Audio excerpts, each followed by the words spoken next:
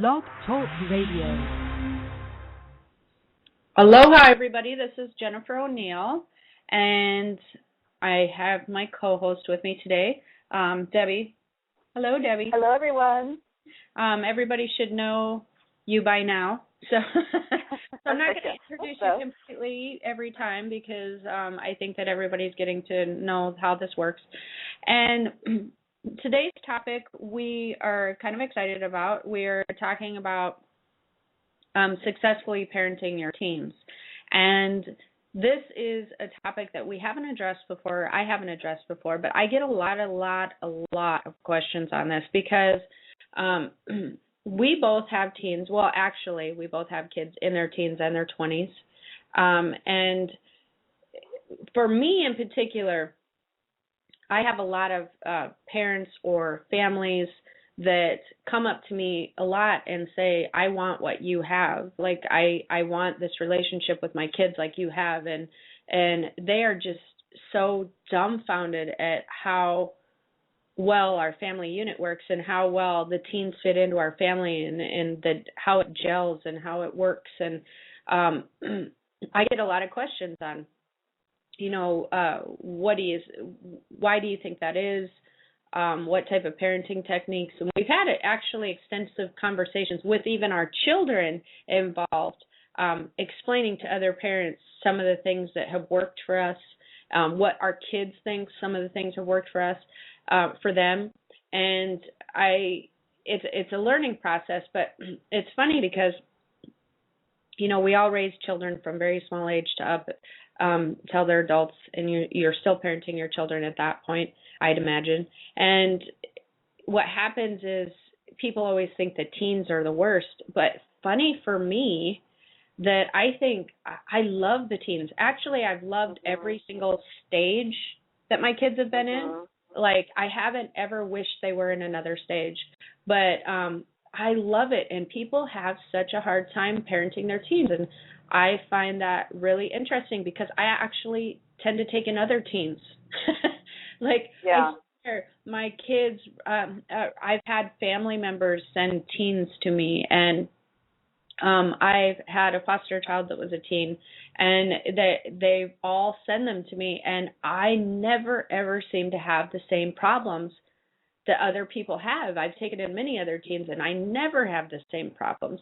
But and for you, it's been a learning process, right? Like, you started parenting one way, as we were talking about earlier, and then you sort of adapted a different parenting style, right?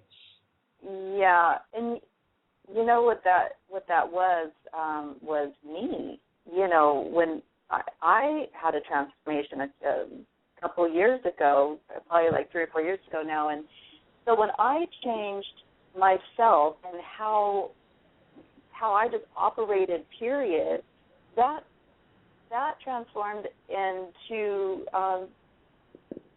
your parenting different, a different parenting style, right? And that changed my relationship. And when I found out, there's many different tips and secrets to raising the teens that they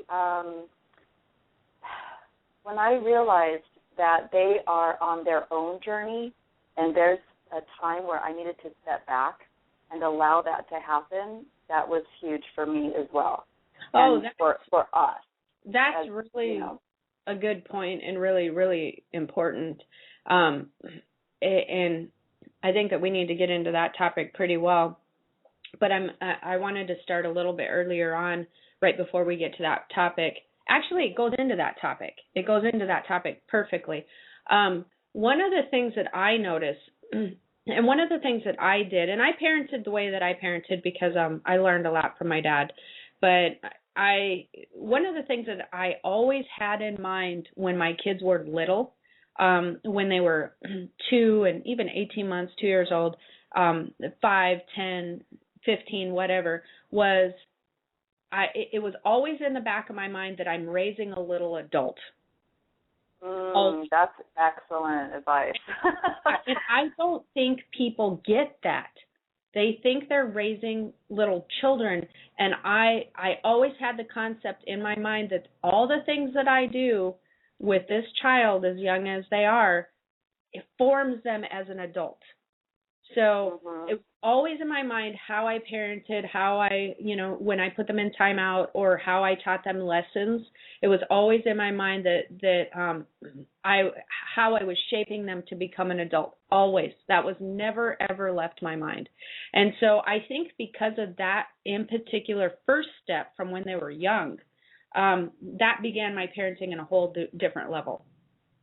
Because I was so conscious of how I was going to alter that as they became older, because I viewed it, like I said, I'm forming an adult. I'm helping to create this adult's life. And so I looked at things very differently. That is number one. And number two is exactly what you said. As forming this little adult or having an effect on their little adult life, was they were on their own journey. But one of the things is forming a little adult that I wanted to make sure of. There were some things that I wanted my children to have, and some of them was I wanted them to be happy, but I wanted them to feel secure. I wanted them to be able to go out into the world and feel secure. So I wanted them to know that it was okay for them to walk up, in the food court and order French fries, because I'm right here watching you and nothing's going to happen and it's okay. I'm right here. I wanted them to have a sense of security about them.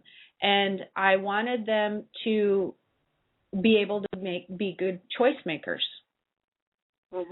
I wanted to give them opportunity as they got older to make their own choices, because I knew that I was not going to be with them all the time. And I think that that's incredibly huge, because what people do is, and me and you talked about this earlier, is they parent out of fear. So what they do is they go, okay, well, you can't, like as they get older and they're teens, you can't go to this party because they know there's going to be drinking, and you can't go to here because that friend of theirs smokes, and you can't do this because God forbid, you may want to kiss a boy or a girl or whatever. And so they put limits, or they put them in a box. And that to me was ridiculous, because these children are going to be exposed to drinking, drugs, alcohol, sex, all of those above. They're going to be exposed to it, whether you think they are, whether you don't want them, whether you tell them not to. It's going to happen. If you have a teen and you don't think this is going to happen, then you're living in a fantasy world, and you're living in a parenting technique that's probably not very effective. So you assume that this is going to happen, and what I did was, before any of these things happened, what I did was I made sure that I gave my children choices or outs, is what I like to call them. So, for instance, when they were teens, I would explain to them, I would allow them to go to the parties, and I had a running open communication system with them where I built this level of trust. So let's just say they were 14 years old and they wanted to go to a party, and they said, I'm going to a party, and I'd be like, well, the parent's going to be there. And at this point, we had adapted enough communication to where sometimes they'd say, no, they're not going to be there. And I'd be like, okay. Because the funny thing is, by this time, I trusted my teens more than I trusted a lot of their friends' parents. Some of their friends' parents were crazy. They'd buy, I'm not kidding you, they'd drink and drive, they'd buy them alcohol, they would, do all these things. So what I would do is I trusted my kids enough that I was okay. If they were okay being at home, I was okay with them being somewhere else without parental supervision, and this is why. Because I would explain to them all of different situations of alcohol, what hard alcohol does to your system, how it basically poisons your body, and that's how you get into the state that you get where you can't remember. I would talk about how beer versus hard alcohol, how much of a difference that there was, and you had to wait an hour per shot or an hour per beer. And I would explain to them, I'm not condoning you drinking at all. But I don't want you to have your friends telling you different information. And if you ever choose to drink because I can't be with you, that, you call me. If you need a ride, you absolutely don't get in the car with anybody. I would go through the whole scenarios. And so what I did is I would set them up with all of the information, of all the facts of what alcohol would do to your system, what certain drugs would do to your system, what smoking would do to your system. And I would tell them, I can't be with you. This is a choice you're going to have to make. And hopefully this is what I would like you to do. I don't want you to do this until you're this age. I don't want you to do this. And here's why. Here's some facts, and here's some of my own personal experiences of people that I knew and things that have happened to them. But if you choose a different route, I expect that you be responsible and you don't ride with anybody, you don't do these things. And so I have to tell you a story, and then I'm going to let you chime in. So one day, my daughter she was 13, maybe 12 or 13. And she was at a friend's house at a slumber party. And it was like midnight. And me and my husband were out at my aunt's house because there was a event that we were doing with my family or something. So we were driving home, and my phone rings. And I'm driving, and my husband answers the phone, and he says, and it's Jessica, and she's crying. She's crying on the other end. And she's like, "Where's Mom?" And and immediately he's ready to hunt down somebody and hurt them because he's sure that something has happened that he must, be involved in. And he's really upset. And she's like, he's like, "What's wrong with you?" And she's like, "Nothing. I just want to talk to Mom." And so he's freaking out. Now I'm freaking out a little because I'm like, Jesus, why is everybody freaking? And so I said, "Hi, what's wrong?" And she's like, "Well, my friends are all over here, and they're smoking." And I'm like, "Okay." And she goes, "And they want me to go outside." And I'm like, "Okay." And she's like, "And I don't want to." And she starts hysterically. And I said, "Okay." So she had called me without them knowing. And I said, "Okay, you can do. I love your choice. And if you want an out to your friends, you just tell them that you're allergic to cigarette smoke, and you'll get very sick if you smoke." It's actually the truth. When my kids were around cigarette smoke, they would get extremely nauseous to the point of throwing up. So, and she was just like, "Oh, okay." And she thought through it, and that's what she did. And she ended up not smoking. And, you give them some outs. Sometimes you have to, if your children are going to a party or somewhere and they're being peer pressured, what I did with my children is I gave them some outs of, we had signs and signals or different things. Yeah. And then I would call them and be like, "Nope, time to come home." You give them signals. You give them a way out. So yeah, and thank God for texting, because sometimes my daughters will text me and say, "Can you call me and tell me I have to come home?" Or something. If they don't can't figure out a way out of something, but of situation or peer pressure. Yeah, but at this point in their lives, they're older, and they can, we've instilled, great techniques to get out of things now. Right. But going back to what you were saying before, and giving the kids the out and having that open communication, I'm so lucky to have that with my girls, that open communication. And I think that came from, in the very, very beginning, when they started telling me things or talking about stuff, I never reacted. I never, kind of freaked out about anything. We heard them out. We talked through things, and we have great open communication. Oh, my God, that's huge. I have to tell you, because did you ever have your girls? I actually had this happen to me before, where my girls, or my girls, see, it was all my daughter's friends that I call my girls. Yeah. I have one daughter. But what would happen is they'd come home, and or my daughter or the group of them, and they would want to discuss, like sex or different things of that nature.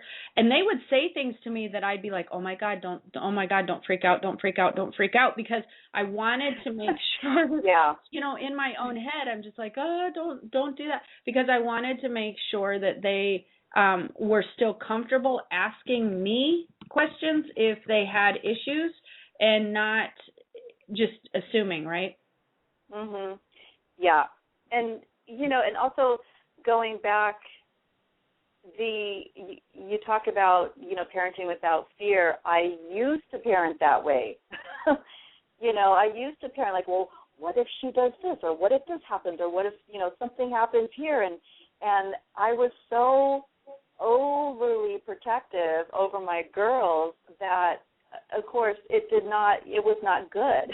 And I didn't want them, to spend the night anywhere. I didn't want, anything. And I think the hardest thing as a parent, one of the hardest things is to let go and trust. Oh, yeah. But I mean, even in touchy subjects or situations, like when my children were little, of course, I wouldn't let them stay with anywhere I was uncomfortable when they were little, or I wouldn't let them stay at,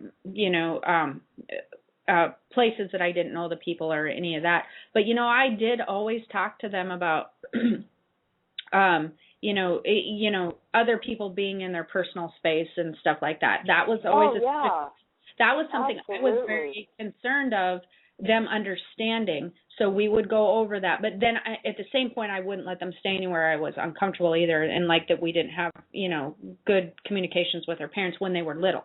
But they still needed to know this when they're big, because when they're teenagers, they're staying places that that they're not necessarily, how do I want to say, you don't know where they are, or like, where they are, but you don't know who the parents are.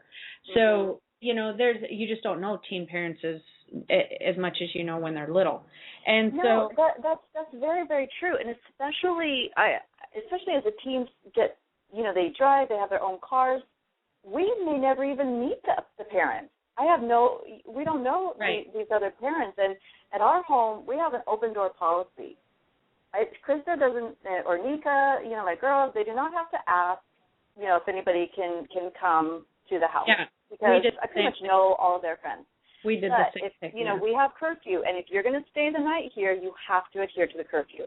Mm-hmm. And, if you're doing anything, it's, of course, my responsibility to, talk to whoever I need to talk to if there's anything, that needs to be discussed. But having that, the other parents, it's like, it's not, we don't need to call them and where are you, who's going to be home, type thing.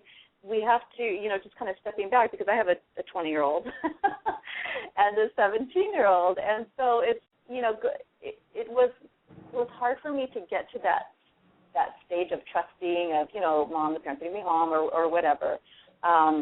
But that's a hard thing to do, is to let go, go and trust that for us, since, the girls were little, and for any parent out there, I would highly, highly recommend that they remind the kids of their intuition, their instincts.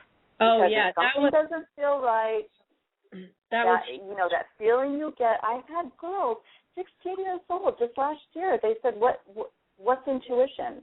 What is, and I'm explaining gut feeling, instincts, and this was all news to her. And so we talked about it. We talked about what that feels like, what it may feel. You kind of, your heart may start to pound, or you just feel uneasy, or, you may feel like a funny feeling in your stomach. You just feel it in your body. You have to listen to that. Mm-hmm. Yeah, that gut feeling. That is a huge point, which I did with my kids that I had forgotten about, actually. But, of course, my children are, because that I am psychic, they are highly sensitive. One's a medium, one's a high sensitive. So they actually kind of grow up with that. But you're right. When they were teens and even with their friends, I would remind them, if you ever get in a situation that doesn't feel right, or you feel funny about getting into that car for whatever reason, I don't even care what the reason is, even if it seems safe, if you feel weird about it, you text me, you call me. That's just the rule. I will not question. And the other thing is to have that policy with your children of, if you are going to drink somewhere, even if you say you're not going to and you're not a drinker, no matter what time it is, no matter where you're at, you do not drive, you do not get into a car and you call or text me. I will not get mad at you for making that good choice. That's one of the things. But the other thing too is, I love the intuition, especially I think girls really need to use that more, because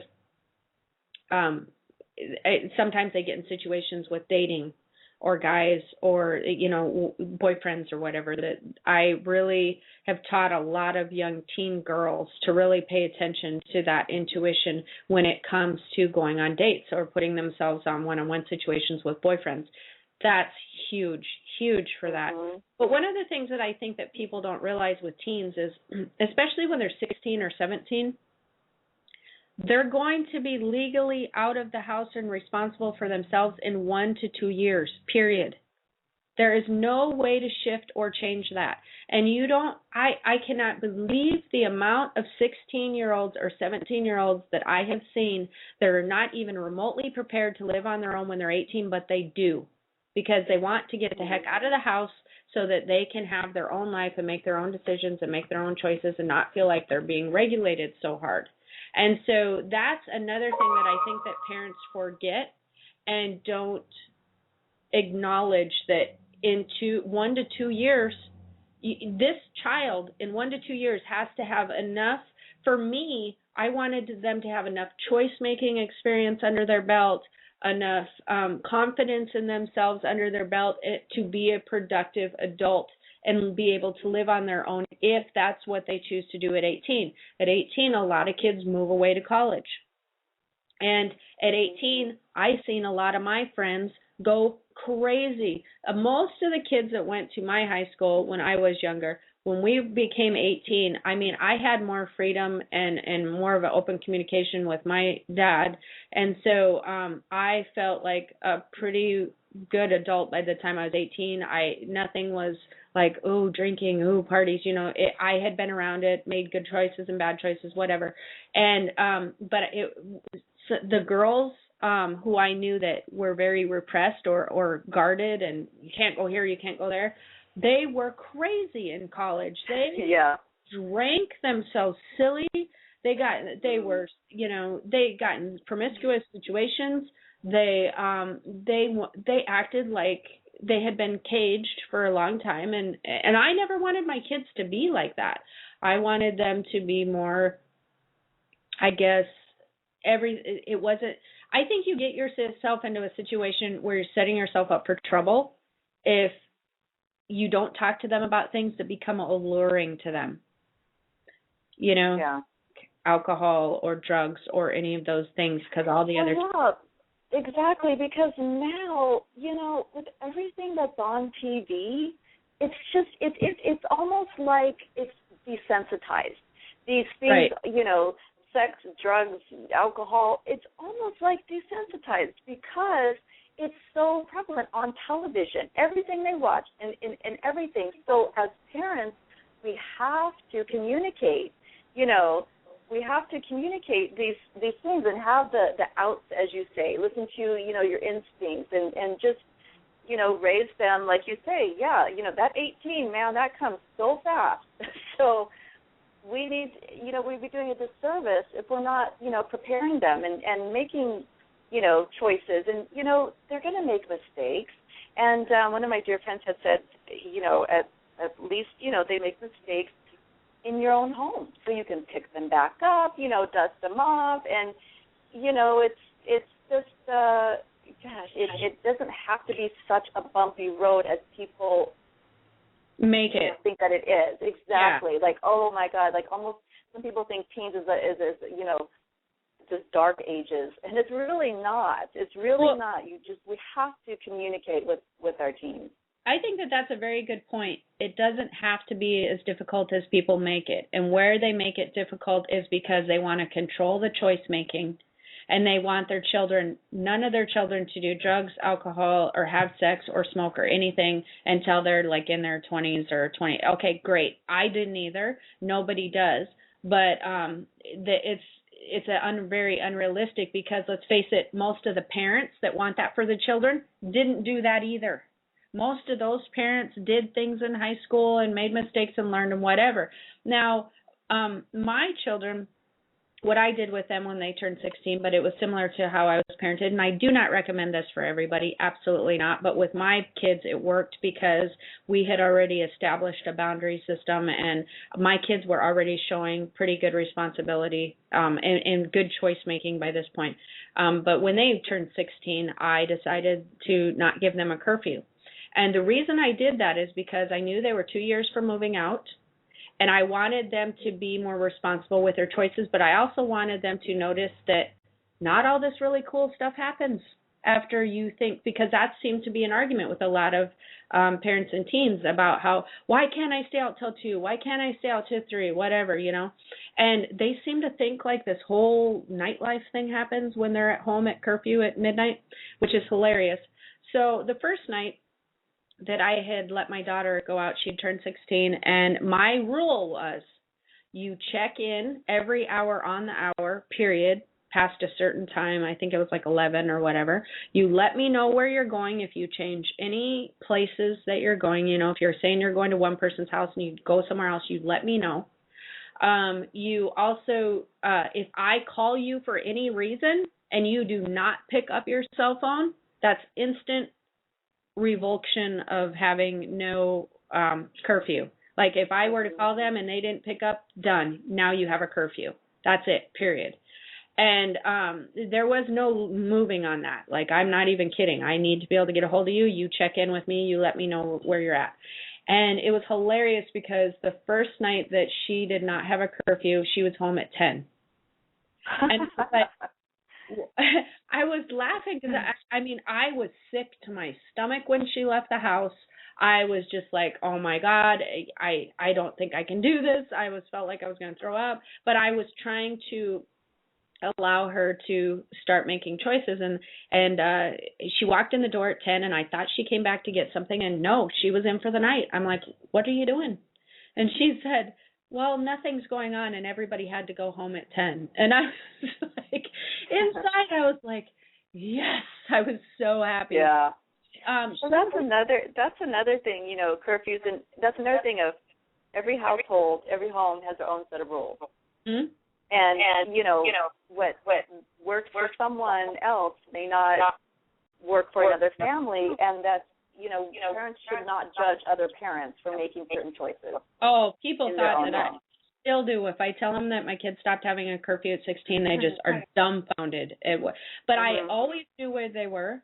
I always knew what they were doing, and it almost created an error with my kids. Is my kids always wanted to drive and be in control of where they were going, so they never wanted to drink or anything because they always wanted to drive. And I'm not naive. The minute my kids would get home, I made them come to me, and I would do an eye check with them at the door, and I would talk with them a few minutes so I could sum up if I was being told the truth, because I know they were my kids, but when you're 16 and whatever, you tend to try to pull one over on your parents every now and again. With the driving, I've never, ever had an issue, ever. Never have had an issue with them driving with anything. I remember one time my daughter getting pulled over at 2 a.m., I think, and she was driving some people around. A few of them had been drinking, but she hadn't, because she doesn't. My kids are not big into drinking, although they're way older now. And the cop could not believe she was so mad. She called me and was like, he made me take a breathalyzer. He didn't believe that I was drinking. Like, she was upset. And I said, you need to understand, most children that are out at 2 a.m. are drinking, you know. That's very rare that you weren't. And he gave her attitude, made her take it twice. It was hilarious. And so I just thought that was amazing that she was, doing everything that she said she was going to. And I said, you don't be mad, be understanding. The other thing I had to talk to my kids about, if you're not giving them a curfew also, is, there's a lot of drunk drivers on the road at 2 a.m. And that's one, it was a fear of mine, and it was something I told them, you know, I don't care if there's one other car on the road, you assume that person's drunk and you stay very clear out of their way if they're, because most people are drunk on the road at that time. So I would ask them and express my concern on mostly if you're going to be out, and what they would do mostly is they'd be at somebody's watching a movie. You know, they wouldn't be out driving often. They would be out watching a movie or out at somebody's house doing something, and that's really what they were doing. And then there were situations that they got into because we had such a open communication. I remember her going to one of her friend's house, and everybody snuck out but her and one other girl because she didn't care, because it wasn't that big a deal, because she didn't really have a curfew and she didn't want to go do what they were doing. And so her mom called me, because the mom of the girl's house she stayed at, because the mom caught all the girls and found it very shocking that my daughter and this other girl was still there. Oh, that's funny. So they all got busted except for them, and Jessica was just like, it wasn't that exciting for me. Like, it wasn't like I didn't really care to go. I was tired. I didn't get it. So you need to understand that your kids are very close to moving out if you know they're around that age. And like you said, what worked for us, I wouldn't do that with all children. I would only do that with children, in my personal opinion, even the ones teenagers that I've gotten into my house. I only worked with them on their individual basis and on how much respect that they had earned, how much I could tell that they were telling the truth to me, that bond that you kind of create with your kids, you know? And so that, and the other thing that I think we should talk about is, I think that what we were saying is where parents give themselves trouble is because they're trying to control the outcome of their children. And so the other thing that they argue with their children about, I've noticed, is about what they're going to do after they got out of high school, or what their interests are while they're in high school. If they're interested in playing music, if they're interested in designing clothes, if they're interested in, I don't know, just traveling the world for a year. People tend to take that personally, like their child is some type of failure, if they don't just choose to go to college. They think it becomes a reflection on themselves. Don't you? I mean, you know that, right? Like, we've talked about that, don't you think? Yeah. I think it's again, different strokes, you know. It's some, you know, they just, well, a lot of kids right now, or teens or young adults, are going off to community college and then transferring now. And, you know, some, you know, my daughter started community college and she got a job and, you know, bought herself a car, and she's not really sure what she wants to do. And, you know, she's on her own. She's 20 years old. Well, she's here still, which is good, but she's, you know, these are choices that she's making. And for us, we just want to make sure that she follows through and finishes what she started. So, you know, that's where we're at with her. But there's, you know, if there's a student that's in high school and, you know, doing well, and the next step is, you know, off to college, then, yeah, you know, whatever it is your kid wants to do, the parents, you know, do support them.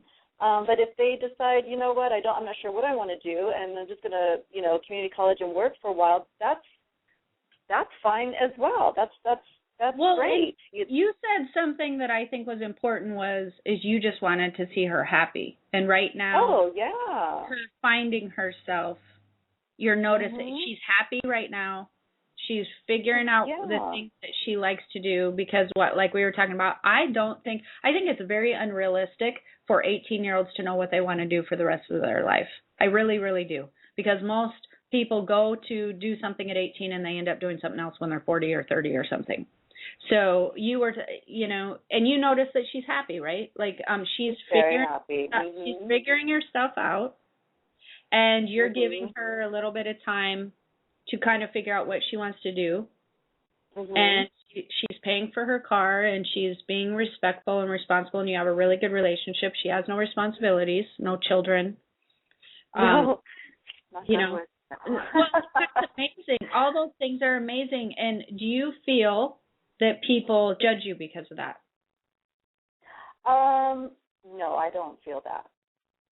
I don't. That's good.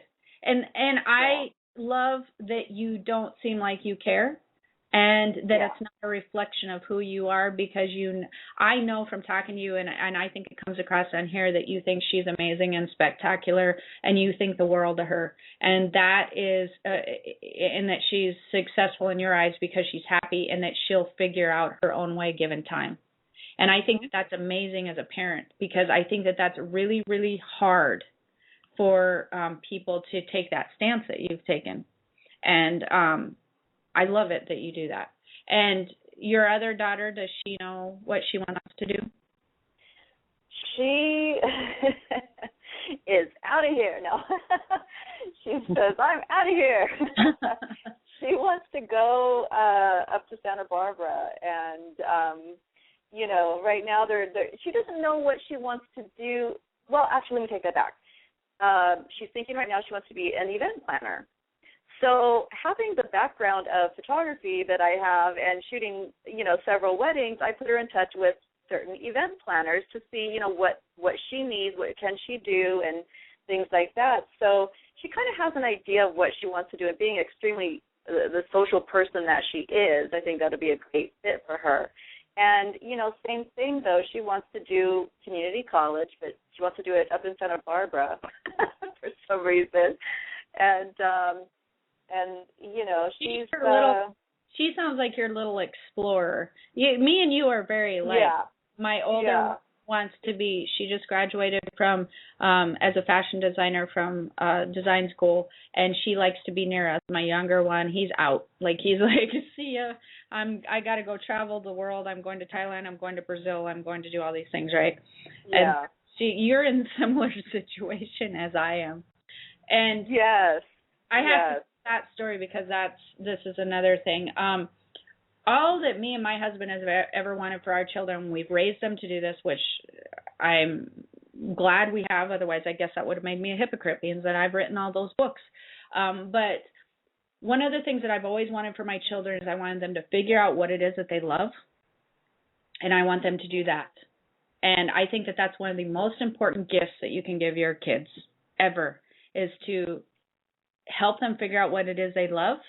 Let them, try different sports or different classes. And once they find their passion, don't judge them. Don't tell them how they cannot pursue it.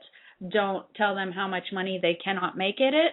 You just support them and really let them develop that gift in whatever area it is. Now, if that area is something that you need to go to college for, awesome, wonderful, and you help them figure out how to get into the right college for them, etc. If it's something they don't need to go to college for, awesome, wonderful, and help them learn in another way. So, for instance, my daughter, her passion was always fashion and fashion design. We lived in an area that she couldn't do that. We moved to Hawaii. She could do it here. She went and got her degree. She needed to have a degree to do this, to get more experience under her belt, etc. That's amazing and wonderful. My son, on the other hand, he has been an athlete his whole entire life. You don't really go to school to become an athlete. You can go to school to become a personal trainer, which he is certifying in, but one of his passions is MMA, which I've talked about before, which is not my favorite thing, and it's not what I would choose for him as a parent because, well, let's face it, they're fighting other people. Who wants their kids to be fighting with people, right? It's like, oh my God, they might get hurt, their face, their fingers. And so, but it's his passion. He's a mixed martial artist. He's trained in it for 4 years. He has stuck to it. He absolutely loves it. And he graduated a year early from high school because he's very advanced, and he is now moving to California to pursue MMA. He is going to be a mixed martial artist. He's going to fight MMA style, I guess. So, but we are supporting him with this 110%. And my husband just said to me this morning that he wanted to help pay for his training because he considers that, he says to me, it's kind of like we paid for Jessica's college for her to go to school. I want to make sure that we pay for his training for a certain amount of years because it's like him going to college, right? And I said, well, I guess, right. and Yeah. I guess you are right. That's really awesome that you feel that way. And we've talked about it. But anyways, he was on an airplane one day, and he was talking to this woman who was like 57 next to him or something. She was an older lady, and they were talking about their children, and he was talking about our kids and our family, and she's like, what do they do? And he says, about Jessica and her design stuff. She's like, oh, that's really cool. And Jake, and he's a mixed martial arts artist, and he's gonna be an MMA. And she's like, what? And she says, well, what is he gonna do to put food on the table? And people, when I tell them that that's what he's gonna do, because this kid is amazingly smart, like I said, he graduated a year early. They don't know what to say. They're too shocked to even wrap their mind around it. We're extremely proud of him. He's worked very hard for 4 years. He's made it on Chris Lieben's fight team here in Hawaii. He's very gifted at this, and let's face it, there's people in the world that are gifted at MMA that make money at it, that's their career, and that's what he's choosing for now. He has no children. He's took a summer job a job in the spring and saved up enough money to live off of for a year, and that's what he's going to do. But it's interesting. People look at me and my husband very, very weird when we tell them that, and they're not happy about it. Isn't it funny? They're not happy about what children are doing.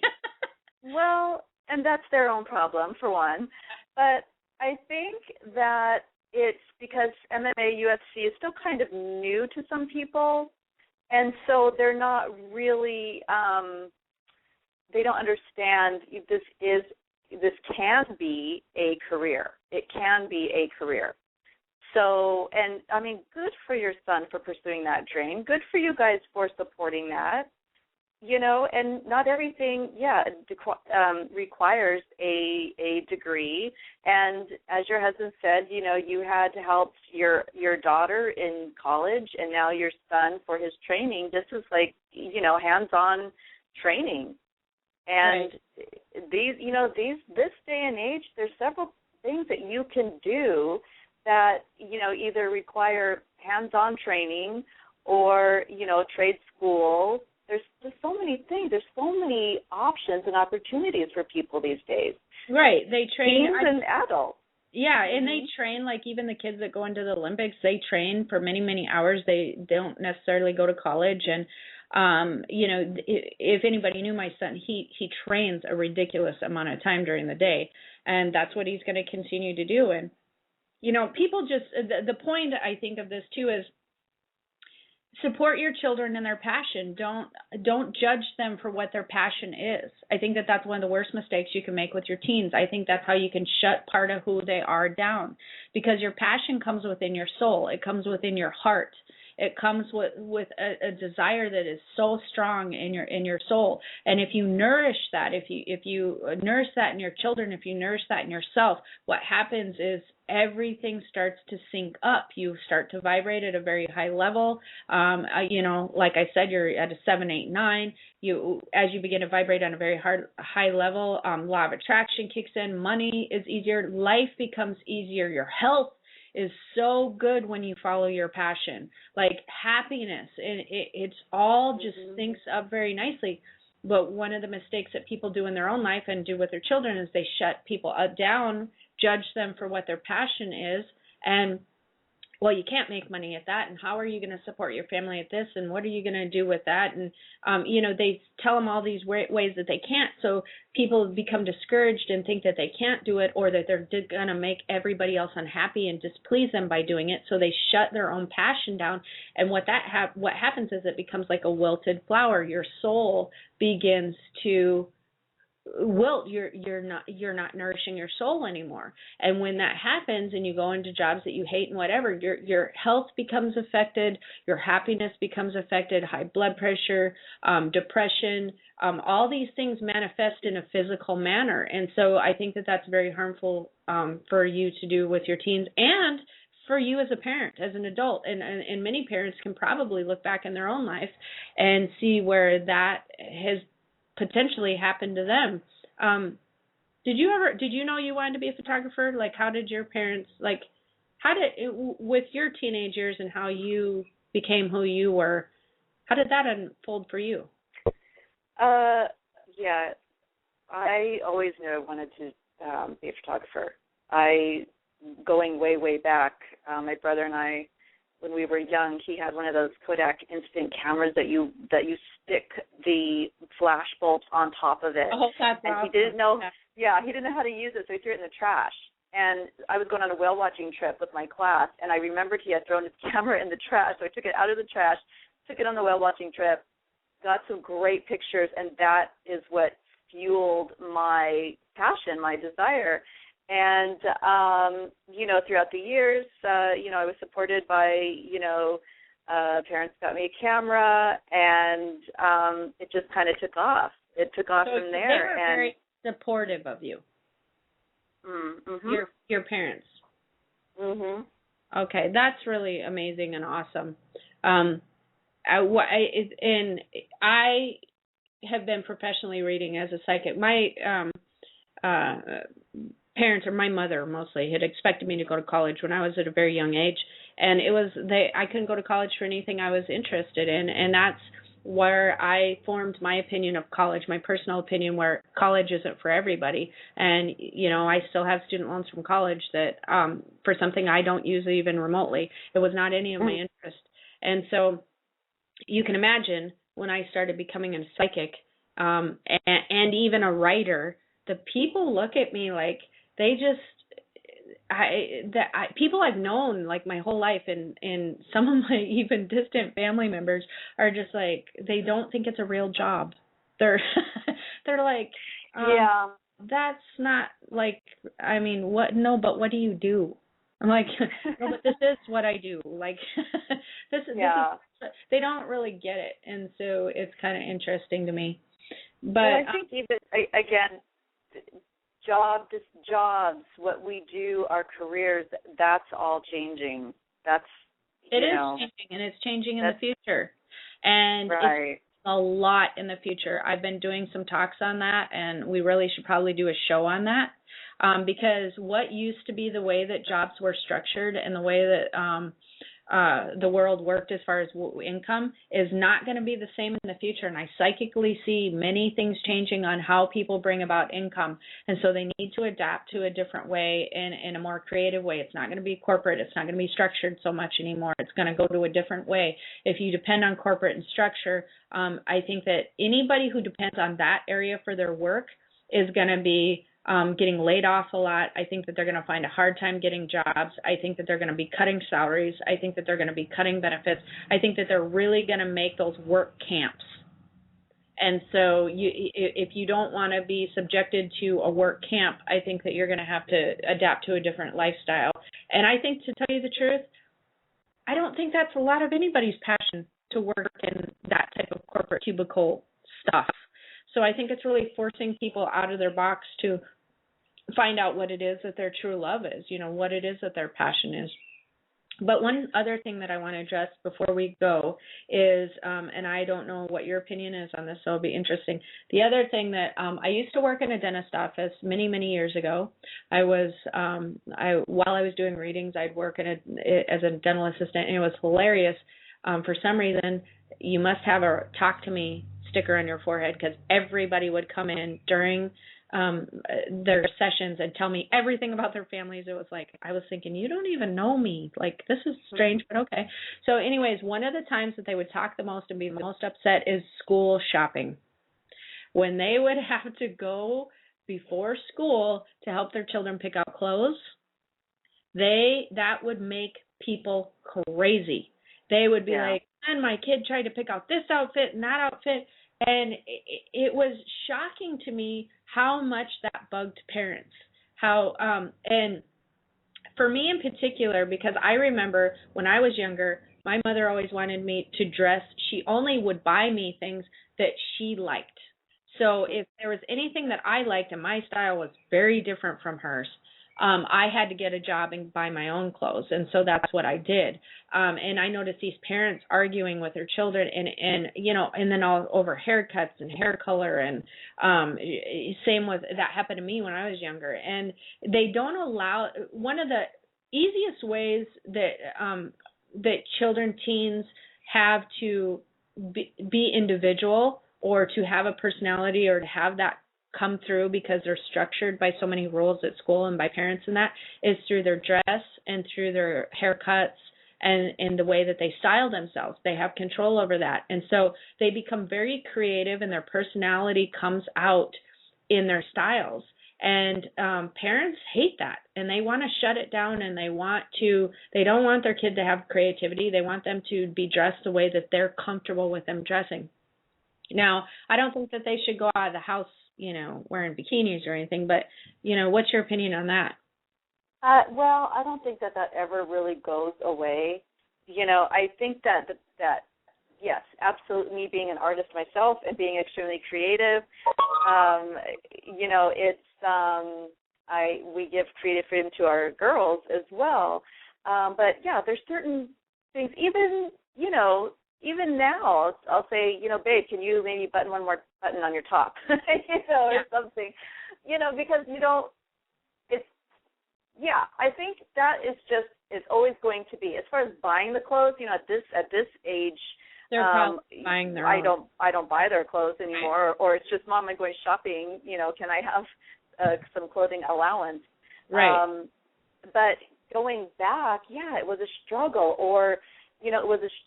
and they have their clothes, and it's like you can do everything from lay out the clothes the night before to only have what you want them to wear in there, but it's going to be a struggle, and so it goes back to pick your battles. Right, pick your battles. Exactly. Yeah. My daughter. Pick your battles, that was a huge thing for us. When you say that, I have a flashback to my daughter, and this is hilarious. She would change like 6 times a day, like when she was 6 and 7 and 8. And it got to the point where I didn't need, it was a battle her not to change. So I made a deal, as long as she just folded up her pants, because they never got dirty, right? As long as she folded up her pants and dresses and put them back, she could change as many times as she wished. Well, go figure, she's a fashion designer, right? Yeah. I should have seen that coming like a million years ago, because she also had like a million pair of shoes at 6. Like she wanted one in every color, and they'd be cheap shoes, like $5 or something, but it's hilarious. Now my son, on the other hand, he wanted a tattoo at 16, and I had rules against getting tattoos at 16. But for some reason, I knew he was a different child. He would make a decision, and he would always stick to it. Like he would become passionate about it, and it would become he put a lot of thought into it, And so he ended up getting a leg tattoo at 16, and now he has one on his back. Well, he's over 18 now, but he loves his tattoos. He has a mohawk, and his newest thing is he's gauging his ears, and I don't know if anybody knows what that is, but he's decided to make the holes in his ears bigger to where he's going to put these jaguar claws in there. And I'm like laughing. And of course, my husband hates this idea for it, and because he would never do it. And one day he was just like, "Why? You're not really doing that. Seriously, are you really doing that?" And it's funny because we're very open parents. And he goes, "Why would you want to do that?" And he said something to him. And I looked at my husband and I said, "Just because you would never want to do that doesn't mean that doesn't fit him very well." And it actually fits him. It fits his personality. He's obviously never going to work a 9-to-5 job. That's not who he is. But we're allowing him to be who he is. But what he is he's respectful of his body. He doesn't like to drink and smoke and or do any type of drugs. He's an athlete. He's respectful of his sister, and he's an amazing son. He would drop anything to help anybody. He has this crazy, wonderful personality, just like my daughter, but she fits more of a stereotype of what people would like to have as a child. My son stands out more as something that people would look at him and probably be like, "Why do you let him put jaguar claws in his ears?" Well, that goes back to, people not judging, appearances and such. So and so it's just when he decided to do it, I'd be like, your ears are never going back to normal, right? Just so you know. And he'd be like, "I've researched this, Mom, and I've researched that." He's quite a little researcher. So you have to. But at this point, he's 18. What are you going to do? So he's amazing, he's handsome, she's amazing and handsome, or beautiful, but you have to allow them their own identity, and that's how people define themselves. They define themselves through their hair and their tattoos and their dress, and they're not going to adapt our own, style. They're not going to adapt. Your children are not always going to make you comfortable in the way that they choose to present themselves, as in comfortable as in that's what you would wear. But that doesn't mean they're not very comfortable in their own skin and what they're doing, Mm-hmm. And of course, I'm not talking about, like I said, I'm not talking about them going out and wearing like whips and chains and stuff. Like I would have a problem with that. But I'm talking about just expressing themselves in colors or different cuts or haircuts. You know what I'm saying? Yeah, it's really good to support that creative expression in the teens. Right. Within reason. Right. And I love that you support that. He has tattoos, a mohawk, and he wants to put gauges in. Welcome to California. That's think about it though. Think about it. What's the alternative? You be pissed? Yeah. Every time you see them, that but you love them. It's a creative expression. It's a creative expression, and it's sometimes hard. It's hard as a parent. Maybe you don't. I can just hear certain parents now saying, "Oh, I would never want my son to do that," or "I never want my daughter to do that," and I was same way. My daughter, my blonde-haired daughter, wanted to dye her hair jet black. And I said, "Oh my gosh, no! That's a little too drastic for me. Can we maybe do something else? Can we, And I said that's quite a commitment. So she ended up actually with highlights. But and then my other daughter, she wanted a tattoo. And she. I don't know. Dad has tattoos, and so when she turned 20, she did. She got one that was meaningful for her, and in an area that upper back shoulder area. It's a beautiful bird and has meaning, and it's at that age, 20. What can I say? It's her body.